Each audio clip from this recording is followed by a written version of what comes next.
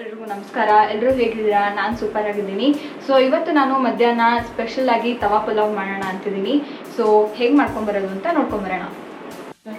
So ಇವಾಗ ingredients ಏನೇನು ಬೇಕಾಗುತ್ತೆ ಅಂತ ನೋಡ್ಕೊಂಬರೋಣ. ನಾನಿಲ್ಲಿ ಒಂದು ಅರ್ಧ ಕ್ಯಾಬೇಜ್, ಹಾಗೆಯೇ ಒಂದು ಅರ್ಧ ಕ್ಯಾಪ್ಸಿಕಮ್, ಹಾಗೆ ಒಂದೆರಡು ಆನಿಯನ್, ಹಾಗೆ ಒಂದು ಟೊಮೆಟೊ ತೊಗೊಂಡಿದ್ದೀನಿ, ಹಾಗೆ ಒಂದು 1/4 ಕಪ್ ಆಗುವಷ್ಟು ಬಟಾಣಿ, ಹಾಗೆ ಒಂದು 7ರಿಂದ 8 ಬೆಳ್ಳುಳ್ಳಿ ಹೆಸರು. ಇವಾಗ ನಾನು ಒಂದು ಕುಕ್ಕರ್ಗೆ 1 ಕಪ್ ಆಗುವಷ್ಟು ರೈಸ್ನ ಆ್ಯಡ್ ಮಾಡ್ಕೊತಾ ಇದ್ದೀನಿ. ಇದು ನಾರ್ಮಲ್ ರಾ ರೈಸ್. ಸೊ ಇದನ್ನ ಇವಾಗ ನೀಟಾಗಿ ನೀರು ಹಾಕ್ಕೊಂಡು ವಾಶ್ ಮಾಡಿಕೊಂಡು ಒಂದು ಸ್ವಲ್ಪ ಹೊತ್ತು ನೆನೆ ಕೂಡ ಇಟ್ಕೋಬೋದು. ಬಟ್ ನಾನು ಹಾಗೇ ಬೆಳೆಸ್ತಾ ಇದ್ದೀನಿ.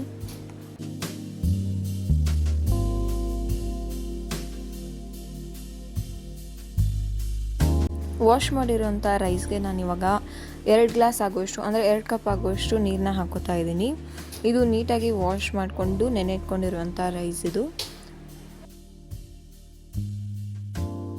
ಇವಾಗ ನಾನು ಇದಕ್ಕೆ 1/4 ಚಮಚ ಆಗುವಷ್ಟು ಅರಿಶಿನ ಪುಡಿ, ಹಾಗೆ ಒಂದು ಸ್ವಲ್ಪ ಎಣ್ಣೆನ ಆ್ಯಡ್ ಮಾಡ್ಕೋತಾ ಇದ್ದೀನಿ. ಉದ್ರುದ್ರಾಗಿರಬೇಕು ಅಂತ ನಾನು ಎಣ್ಣೆ ಆ್ಯಡ್ ಮಾಡ್ಕೋತಾ ಇದ್ದೀನಿ. ಸೊ ಇವಾಗ ಇದನ್ನು ಪ್ರೆಷರ್ ಕುಕ್ ಆಗೋದಕ್ಕೆ ಬಿಡೋಣ. ಇದನ್ನು 2 ವಿಷಲ್ ಹೊಡ್ಸ್ಕೊಂಡ್ರೆ ಸಾಕಾಗುತ್ತೆ. ಇವಾಗ ನಾನು ಒಂದು ಬೌಲ್ಗೆ 10ರಿಂದ 12 ಬ್ಯಾಡಗೆ ಮೆಣಸಿನ್ಕಾಯಿನ ಯೂಸ್ ಮಾಡ್ತಾ ಇದ್ದೀನಿ. ಇದಕ್ಕೆ ಬಿಸಿನೀರು ಹಾಕಿ ಒಂದು ಅರ್ಧ ಗಂಟೆ ನೆನೆ ಇಟ್ಕೋಬೇಕಾಗುತ್ತೆ. ಈಗ ನಮ್ಮ ರೈಸ್ ಕೂಡ ರೆಡಿ ಆಯಿತು. ಸೊ ನೋಡಿ, ನಾನು ಅವಾಗೆ ತೋರಿಸ್ಕೊಂಡಂಗೆ ಎಲ್ಲ ವೆಜಿಟೇಬಲ್ಸ್ನ ನೀಟಾಗಿ ಚಾಪ್ ಮಾಡಿ ಇಟ್ಕೊಂಡಿದ್ದೀನಿ. ಇವಾಗ ನಮ್ಮ ರೆಡ್ ಚಿಲ್ಲಿ ಎಲ್ಲ ನೆಂದು ರೆಡಿ ಆಗಿದೆ. ಇವಾಗ ಇದನ್ನು ನಾನು ಒಂದು ಮಿಕ್ಸಿಗೆ ಹಾಕೋತಾ ಇದ್ದೀನಿ. ಇದನ್ನು ಗ್ರೈಂಡ್ ಮಾಡೋದಕ್ಕೆ ಅದೇ ವಾಟರ್ನ ಕೂಡ ಬಳಸಬೇಕಾಗುತ್ತೆ.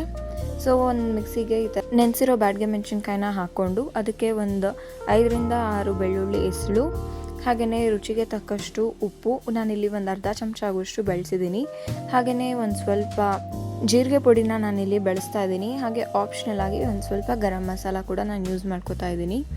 ಸೊ ಇದಾದಮೇಲೆ ನಾವು ನೆನೆಸಿಟ್ಕೊಂಡಿದ್ದಂಥ ಈ ಬ್ಯಾಡಗೆ ಮೆಣಸಿನ್ಕಾಯಿನ ನೆನೆಸಿಟ್ಕೊಂಡಿದ್ದಂಥ ವಾಟರ್ನ ಆ್ಯಡ್ ಮಾಡಿಕೊಂಡು ನೀಟಾಗಿ ಫೈನ್ ಪೇಸ್ಟಾಗಿ ಈ ರೆಡ್ ಚಿಲ್ಲಿ ಸಾಸ್ ಅಥವಾ ರೆಡ್ ಚಿಲ್ಲಿ ಪೇಸ್ಟ್ನ ರೆಡಿ ಮಾಡ್ಕೋಬೇಕಾಗುತ್ತೆ.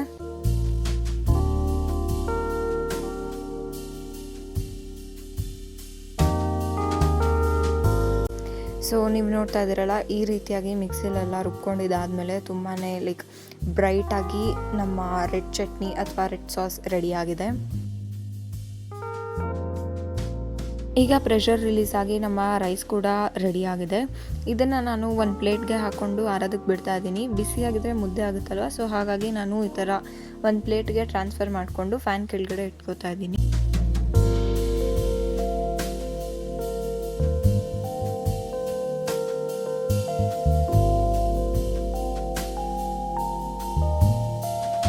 ಈಗ ಒಂದು ಬಾಣಲಿಗೆ 1 ದೊಡ್ಡ ಚಮಚ ಆಗುವಷ್ಟು ಬೆಣ್ಣೆ, ಹಾಗೆ 1-2 ಚಮಚ ಆಗುವಷ್ಟು ಎಣ್ಣೆನ ಆ್ಯಡ್ ಮಾಡ್ಕೋತಾ ಇದ್ದೀನಿ. ಇದೆಲ್ಲ ಬಿಸಿ ಆದಮೇಲೆ ಒಂದು ಅರ್ಧ ಚಮಚ ಆಗುವಷ್ಟು ಜೀರಿಗೆನ ಆ್ಯಡ್ ಮಾಡಿಕೊಂಡು ಫ್ರೈ ಮಾಡ್ಕೋತಾ ಇದ್ದೀನಿ. ಹಾಗೆ ಇದಕ್ಕೆ ನಾವು ಹೆಚ್ಚಿಟ್ಕೊಂಡಿದ್ದಂಥ ಆನಿಯನ್ನ ಹಾಕ್ಕೊಂಡು ಇದೊಂದು ಸ್ವಲ್ಪ ಕಲರ್ ಚೇಂಜ್ ಆಗೋವರೆಗೂ ಬಾಡಿಸ್ಕೋಬೇಕಾಗುತ್ತೆ. ಸೊ ಇವಾಗ ಇದಕ್ಕೆ ಜಿಂಜರ್ ಗಾರ್ಲಿಕ್ ಪೇಸ್ಟ್ನ ಆ್ಯಡ್ ಮಾಡಿಕೊಂಡು ಇದರ ಹಸಿ ವಾಸನೆ ಹೋಗೋವರೆಗೂ ನೀಟಾಗಿ ಫ್ರೈ ಮಾಡ್ಕೋತೀನಿ. ಈಗ ನಾನು ಇದಕ್ಕೆ ನಾವು ರೆಡಿ ಮಾಡಿಟ್ಕೊಂಡಿದ್ದಂಥ ರೆಡ್ ಚಿಲ್ಲಿ ಪೇಸ್ಟ್ ಅಥವಾ ರೆಡ್ ಸಾಸ್ನ ಅದಕ್ಕೆ ಆ್ಯಡ್ ಮಾಡ್ಕೋತಾ ಇದ್ದೀನಿ. ಇದು ನೀಟಾಗಿ ಅಂದರೆ ಆಯಿಲ್ ಸಪ್ರೇಟ್ ಆಗೋವರೆಗೂ ನೀಟಾಗಿ ಫ್ರೈ ಮಾಡ್ಕೋಬೇಕಾಗುತ್ತೆ. ಸೊ ಇದು ಸ್ವಲ್ಪ ಟೈಮ್ ಕನ್ಸ್ಯೂಮಿಂಗ್, ಬಟ್ ಬೇಗ ರೆಡಿ ಆಗೋಗುತ್ತೆ. ಈಗ ಇದಕ್ಕೆ ನಾವು ಚಾಪ್ ಮಾಡಿಟ್ಕೊಂಡಿದ್ದಂಥ ಕ್ಯಾಪ್ಸಿಕಮ್, ಹಾಗೆಯೇ ಕ್ಯಾಬೇಜ್, ಹಾಗೆ ಟೊಮ್ಯಾಟೊ, ಇದ್ರ ಜೊತೆನೇ ನಾನಿಲ್ಲಿ ಬಟಾಣಿ ಕೂಡ ಬಳಸ್ತಾ ಇದ್ದೀನಿ. ಸೊ ಇದನ್ನೆಲ್ಲ ನೀಟಾಗಿ ಇವಾಗ ಫ್ರೈ ಮಾಡ್ಕೋಬೇಕಾಗುತ್ತೆ.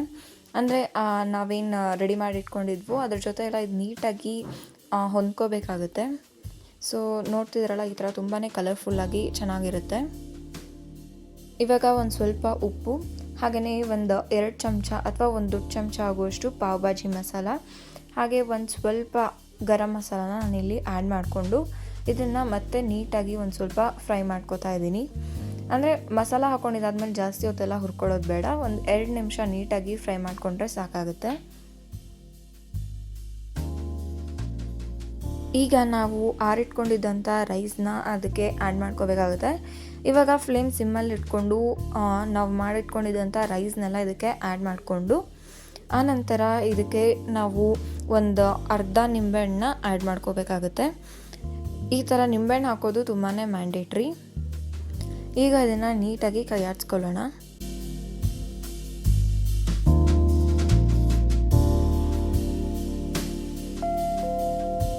ನೀಟಾಗಿ ಕೈ ಹಾಚ್ಕೊಂಡು ಲಾಸ್ಟಲ್ಲಿ ನಾನೊಂದು ಸ್ವಲ್ಪ ಕೊತ್ತಂಬರಿ ಸೊಪ್ಪನ್ನ ಉದುರಿಸ್ಕೊತಾ ಇದ್ದೀನಿ. ಈಗ ಮೊಸರು ಬಜ್ಜಿ ಮಾಡೋದನ್ನು ನೋಡೋಣ. ಸೊ ಮೊಸರು ಬಜ್ಜಿಗೆ ನಾನು ಫಸ್ಟು ಒಂದು ಅರ್ಧ ಕಪ್ ಆಗುವಷ್ಟು ಮೊಸರನ್ನ ಇದಕ್ಕೆ ಆ್ಯಡ್ ಮಾಡಿಕೊಂಡೆ. ಹಾಗೆ ಒಂದು ಸ್ವಲ್ಪ ವಾಟರ್ನ ಆ್ಯಡ್ ಮಾಡಿಕೊಂಡು ಜೊತೆಗೆ ರುಚಿಗೆ ತಕ್ಕಷ್ಟು ಉಪ್ಪನ್ನ ಆ್ಯಡ್ ಮಾಡಿಕೊಂಡು ನೀಟಾಗಿ ಈ ಥರ ವಿಸ್ಕ್ ಮಾಡ್ಕೊತಾ ಇದ್ದೀನಿ. ನಾನು ಇದಕ್ಕೆ ಆನಿಯನ್, ಕುಕುಂಬರ್ ಹಾಗೆಯೇ ಕ್ಯಾರೆಟ್ನ ಬಳಸ್ತಾ ಇದ್ದೀನಿ. ಸೊ ನೀವು ಬೇರೆ ವೆಜಿಟೇಬಲ್ಸ್ ಬೇಕಾದರೂ ಬಳಸ್ಕೋಬೋದು. ಹಾಗೆ ಸ್ವಲ್ಪ ಗಾರ್ನಿಷಿಂಗಿಗೆ ನಾನು ಕೊತ್ತಂಬರಿ ಸೊಪ್ಪನ್ನ ಕೂಡ ಬಳಸ್ತಾ ಇದ್ದೀನಿ. ಸೊ ಇಷ್ಟೇ, ತುಂಬಾ ಸಿಂಪಲ್ಲಾಗಿ ನಾನು ಈ ರಾಯ್ತಾನ ಪ್ರಿಪೇರ್ ಮಾಡ್ಕೊಂಡಿದ್ದೀನಿ. ಆಲ್ರೆಡಿ ತವಾ ಪಲಾವಲ್ಲಿ ಎಲ್ಲ ಮಸಾಲೆ ಇರೋದ್ರಿಂದ ನಾನು ಈ ಥರ ಸಿಂಪಲ್ಲಾಗಿ ರಾಯ್ತಾನ ಪ್ರಿಪೇರ್ ಮಾಡ್ಕೊಂಡಿದ್ದೀನಿ. ಈಗ ಒಂದು ಪ್ಲೇಟ್ಗೆ ಸರ್ವ್ ಮಾಡಿಕೊಂಡು ಟೇಸ್ಟ್ ಹೇಗಿದೆ ಅಂತ ನೋಡೋಣ.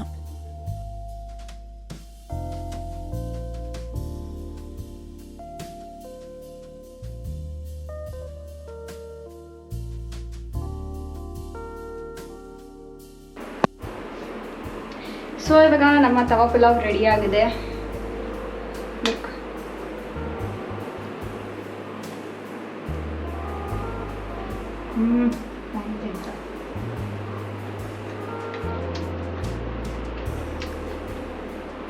ತುಂಬಾ ಡೆಲಿಷಿಯಸ್ ಆಗಿದೆ. ನೀವು ಒಂದ್ಸಲ ಖಂಡಿತ ಟ್ರೈ ಮಾಡಿ. ಸೊ ಹೇಗೆ ಬಂತು ಅಂತ ಕಮೆಂಟ್ ಸೆಕ್ಷನಲ್ಲಿ ನಂಗೆ ಹೇಳಿ. ಓಕೆನಾ? ಬಾಯ್.